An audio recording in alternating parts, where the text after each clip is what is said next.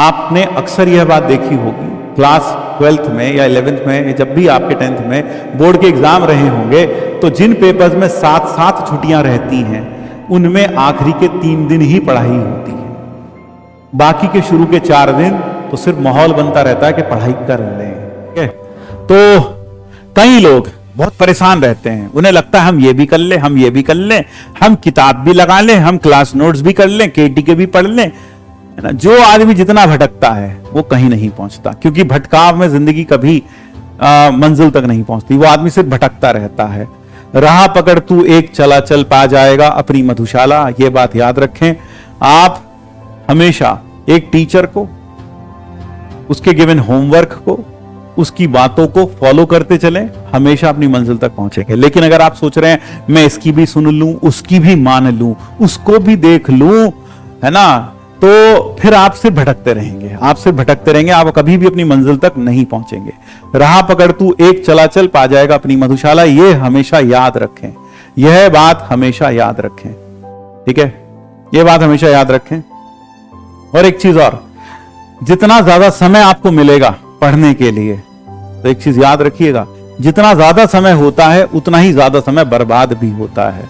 The amount of time wasted is directly proportional to the amount of time that you have. आपने अक्सर यह बात देखी होगी, क्लास 12th में या 11th में, जब भी आपके 10th में बोर्ड के एग्जाम रहे होंगे, तो जिन पेपर्स में 7 छुट्टियां रहती हैं उनमें आखिरी के 3 दिन ही पढ़ाई होती है। बाकी के शुरू के 4 दिन तो सिर्फ माहौल बनता रहता है कि पढ़ाई कर लें, पढ़ाई कर लें। आखिरी के 3 दिन पढ़ाई होती है। और आप खुद इस बात के साक्षी हैं। आप में से कई लोग 11th भी पढ़े, 12th भी पढ़े। 2 साल में जो आपने कोर्स खत्म नहीं कर पाए, वो आप अब 1 साल में खत्म करने के लिए तैयार हो और लगे हो, और वो खत्म भी कर लोगे, और उससे अच्छी तरीके से समझ में आएगा, ज्यादा अच्छी तरीके से। क्यों? क्योंकि समय कम है, समय का यूटिलाइजेशन ज्यादा होगा। तो जो बच्चे सोचते हैं कि अगर सैटरडे ऑफ कर दो, संडे भी ऑफ कर दो, मंडे भी ऑफ कर दो, तो हम IIT सिलेक्ट जरूर हो जाएंगे, क्योंकि सेल्फ स्टडी से सिलेक्शन होता है। यह बात बिल्कुल सही है, सेल्फ स्टडी से सिलेक्शन होता है। लेकिन जितना समय आपको दिया जाए उतना पर्याप्त है।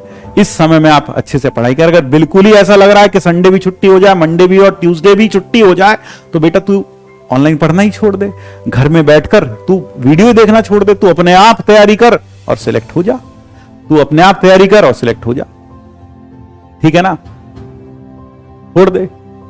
तो इसलिए हम आपको बार बार यह बात कहते हैं कि समय जितना ज्यादा होगा उतना ज्यादा बर्बाद होगा, समय जितना कम रहेगा उतना स्मार्टली, उतना प्रॉपरली आप उसका यूटिलाइजेशन करेंगे। तो ध्यान रखिए, समय का जो बर्बादी है that is directly proportional to the amount of time that you have. तो जितना ज्यादा समय होगा उतना ज्यादा समय खराब होगा।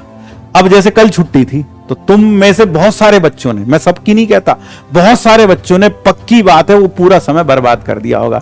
खाली गए, मम्मी क्या कर रही है, मम्मी चाय बना लो, और मम्मी आराम से बैठ के वहां बतिया रहे हैं, है ना। ये सारी बातें, मम्मी से बात करना बुरा नहीं है, मम्मी से बात करना बुरा नहीं, लेकिन अभी बुरा है। क्यों बुरा है? समय बर्बाद करना भी बुरा है, क्योंकि अगर आप अभी समय बर्बाद कर रहे हैं तो समय आपको बर्बाद कर देगा।